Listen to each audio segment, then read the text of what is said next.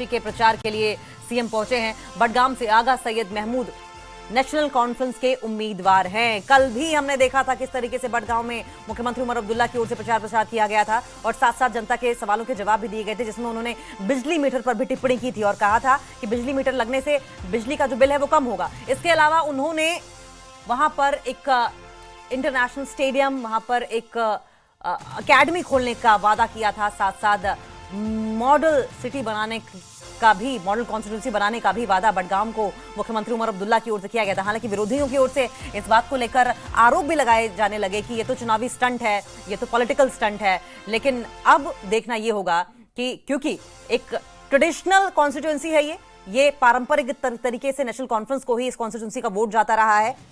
और सबसे बड़ी बात तो यह है, अगर यहां से अब की बार की कंट्रोवर्सीज का जिक्र करें तो आगा रोहिल्ला भी इसी कॉन्स्टिट्यूंसी से लगातार 3 बार चुनाव जीतते रहे हैं, उनकी होम कॉन्स्टिट्यूंसी है ये। लेकिन बडगांव में अब की बार चाहे किसी भी तरह का चुनाव प्रचार हो, चाहे मुख्यमंत्री उमर अब्दुल्ला हो या फिर सकीना इत्तू हो, आगा रोहिल्ला ने कहीं ना कहीं इन चुनावों से दूरी बनाई और चुनावी प्रचार से दूरी बनाई। और कल हमने इस पर स्टेटमेंट भी मुख्यमंत्री उमर अब्दुल्ला का सुना था कि कोई आए ना आए प्रचार में, हमने किसी को मना नहीं किया है, अपनी मर्जी से आए, लेकिन अगर जीत जब होगी तो फिर जीत हम अकेले मनाएंगे। ये तमाम बातें थी जो कल कही गई थी आबिद कल के चुनावी प्रचार के दौरान। और आज जब मीरगुंड इलाके में सीएम की चुनावी रैली है तो क्या बड़ी बातें ऐसी हैं जो मुख्यमंत्री उमर अब्दुल्ला की ओर से कही जा सकती हैं, क्योंकि कल जो वादे उन्होंने किए थे उन पर आरोप इस बात के भी लगे कि ये चुनावी स्टंट है।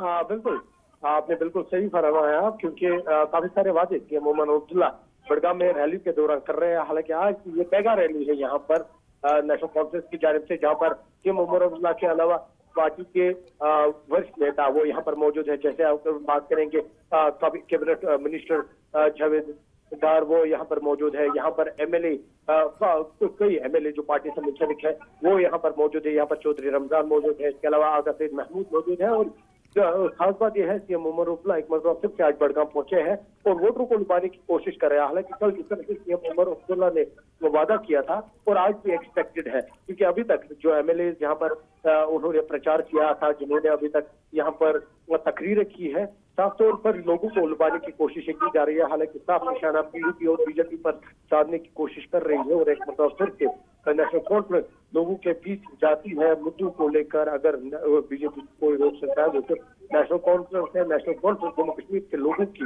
इज्जत की बात करता है, जम्मू कश्मीर नेशनल कॉन्फ्रेंस लोगों के लिए डेवलपमेंट करेगा। तो ये सब वादे, ये सब दावे और ये सब चीजें लेकर जो है, जो यहाँ पर लीडरान है वो लोगों तक पहुंच रहे हो और वादा कर रहे हो। हालांकि अभी सीएम का एड्रेस भी होने वाला है, क्योंकि खास बात रहने वाली है कल जिस तरह से सीएम ने वादे किए थे स्टेडियम को लेकर या बाकी इंफ्रास्ट्रक्चर को लेकर, और आज क्या वादा होगा क्योंकि इस पर नजर रहेगी अभी, क्योंकि मिनिस्टर सतीश शर्मा भी यहाँ पर पहुंचे हैं और पूरी ताकत नेशनल कॉन्फ्रेंस बडगाम सीट को जीतने में लगा रही है। क्योंकि जिस तरह से आपने कहा, नेशनल कॉन्फ्रेंस की ये पुश्तानी सीट है, या अगर हम कहेंगे इनकी तारीख में कभी भी इन्होंने बडगाम में नहीं हारा है और बडगाम इनका गढ़ है और इस गढ़ को बचाने के लिए नेशनल कॉन्फ्रेंस हर मुमकिन कोशिश कर रही है। जी आबिद, आगा रोहिल्ला का डिस्टेंस बनाना, चुनावी प्रचार में शामिल ना होना किस तरीके से नेशनल कॉन्फ्रेंस के वोट बैंक को इफेक्ट करेगी? और सबसे बड़ी बात यह है कि चाहे जेकेएपी पार्टी हो या फिर बीजेपी हो, आम आदमी पार्टी हो, इनके सरीखी कई पार्टियां ऐसी हैं जो पहली बार चुनावी मैदान में ताल ठोक रही हैं। हाँ, सही बात कहा आपने, क्योंकि सबसे पहले अगर हम मेंबर पार्लियामेंट श्रीनगर आगा सैयद रोहिल्ला महदी की बात करें, हालांकि अभी तक वो नेशनल कॉन्फ्रेंस के साथ ही है, लेकिन प्रचार से दूरी बनाई हुई है। तो उनकी दूरी कहीं ना कहीं नेशनल कॉन्फ्रेंस को उनको नुकसान हो सकता है। लेकिन क्योंकि अब 11 तारीख है, क्योंकि 2 दिन बचे हैं, कल प्रचार के आखिरी तारीख है, 10 तारीख को जो कैंपेनिंग है वो बंद रहेगी। 11 तारीख को अब लोग निकलेंगे, वोट करेंगे और तब जाके ये मालूम होगा क्या वाकई श्रीनगर आगा सैयद रोहिल्ला महदी की दूरी किसी को नुकसान पहुंचाती है या नहीं। लेकिन दूसरी बात, जिस तरह से आपने कहा कि दीगर जमातें, जिस तरह से आम आदमी पार्टी, जम्मू कश्मीर अपनी पार्टी बीजेपी, वो भी मैदान में है। पहले मतलब उन्होंने भी अपना जो उम्मीदवार है वो भी मैदान में उतारे और कहीं ना कहीं वो कोशिश कर रहे हैं, अगर जीतना सही तो कम से कम बडगाम में काडर को मजबूत किया जाए, बडगाम में अपनी जगह कम से कम बनाई जाए। हालांकि इनकी कोशिश ही है, लेकिन यहाँ पर अगर हम देखेंगे कि नजर उम्मीदवार वो भी काफी जोश में है। जिस तरह से आपको मालूम है नजीर अहमद खान है या मुंतजिर मोहिद्दीन है, वो भी पूरी ताकत से मैदान में है। तो इस मरतबा के जो ये बड़गाम इलेक्शन है काफी दिलचस्प होने वाले हैं, क्योंकि वोटर किस जानिब वोट करेगा और किसको अपना उम्मीदवार बनाएगा, क्योंकि काफी दिलचस्प रहने वाला है ये। आबिद, पिछले सालों में हमने देखा है किस तरीके से विधानसभा चुनाव भी शांतिपूर्ण तरीके से संपन्न हुए, लोकसभा चुनाव भी शांतिपूर्ण तरीके से संपन्न हुए। आज जब बड़गांव में इलेक्शंस हो रहे हैं, अगर ओवरऑल देखा जाए तो आपको क्या चेंजेस पिछले कुछ सालों से अब की बार दिखाई दे रहे हैं? लोगों में जोश की बात हो, अवेयरनेस की बात हो, अगर हम मुद्दों के लिहाज से बात करें। हाँ बिल्कुल, क्योंकि इस इलेक्शन में खास बात ये रही है सोईबुक चौक, क्योंकि सोईबुक की अलग एक तारीख है। सोईबुक एक ऐसा इलाका है जो लगातार बाइकॉट्स पे जी रहे थे, लेकिन इस मरतबा सोईबुक मरकज बना है। हर जमात, हर नुमाइंदा वहां पर पहुंच रहा है। उस चौक में, सोईबुक चौक में लोगों से बात कर रहा है, मुतालबा कर रहा है वोट का, क्योंकि ये खास बात है इस इलेक्शन में। क्योंकि जो भी नुमाइंदा यहाँ पर पहुंचा वो इस मरतबा सोईबुक गया, क्योंकि सोईबुक की अलग हिस्ट्री है, आपको मालूम है। सोईबुक लगातार बाइकआउट के साथ रहा है, लेकिन इस मरतबा जिस तरह से वहां से भी लोग निकल कर आए, कहीं ना कहीं लोग भी अब चाहते हैं डेवलपमेंट हो, लोग भी अब चाहते हैं जो अपना जो उम्मीदवार है उसके अपना उम्मीदवार अपने वोट से चुने, या जो अपने मुतालबात है, अपने मुद्दे हैं, वो अपने वोट से वो हासिल करे। जी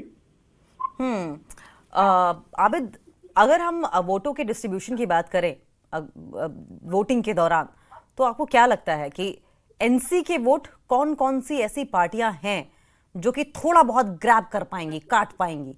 और जी बिल्कुल, क्योंकि नेशनल कॉन्फ्रेंस और पीडीपी के दरमियान तो सीधे टक्कर है। ऐसे में बीजेपी भी अच्छा खासा वोट यहाँ पर हासिल कर सकती है। साथ ही जो इंडिपेंडेंट कैंडिडेट है, चाहे एआईपी का कैंडिडेट हो, वो अच्छा खासा वोट यहाँ से हासिल कर सकते हैं। जी ठीक है आबिद, बहुत बहुत शुक्रिया आपका। आप नजर बनाए रखें, आगे भी इस पर आपसे अपडेट लेते रहेंगे।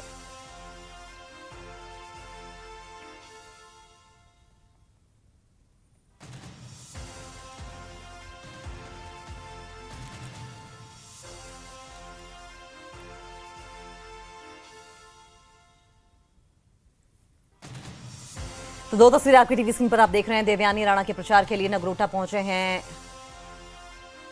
ये देवयानी राणा के प्रचार के लिए आप देखें कि किस तरीके से नगरोटा पहुंचे हैं जितेंद्र सिंह। वहीं दूसरी तस्वीर में आगा महमूद का प्रचार लगातार आज दूसरा दिन है। मुख्यमंत्री उमर अब्दुल्ला कर रहे हैं, और ऐसे में मुख्यमंत्री उमर अब्दुल्ला की ओर से आज क्या कहा जाता है, इस पर सबकी नजरें बनी रहेंगी। और ये बड़गाम से पहली तस्वीर, दूसरी तस्वीर इस वक्त नगरोटा से देख रहे हैं, जितेंद्र सिंह की देख रहे हैं। नगरोटा में बीजेपी की रैली हो रही है, और